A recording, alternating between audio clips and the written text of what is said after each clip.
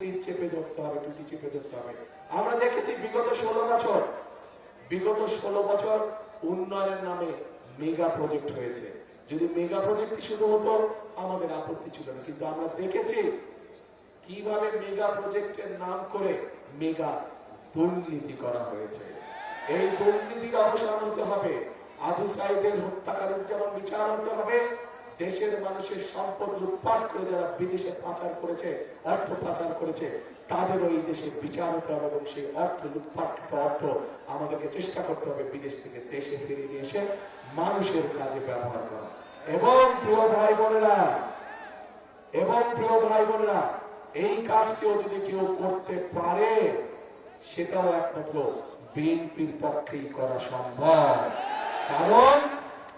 কারণ একটি আন্তর্জাতিক সংস্থা, যেই সংস্থাটি এই দুর্নীতিতে কে কত নাম্বার পেল এই হিসাব যারা করে, তাদের হিসাব মতে 2001 সালে যখন খালেদা জিয়া দায়িত্ব পায় তখন থেকে আস্তে আস্তে বাংলাদেশ দুর্নীতির রাহুল গাছ থেকে উপর দিকে উঠতে থাকে, মুক্ত হতে থাকে। কাজেই বিএনপি এটিও প্রমাণ করে দেখিয়েছে যে বিএনপি একমাত্র পারে দেশকে দুর্নীতির রাহুল গাছ থেকে মুক্ত করার জন্য।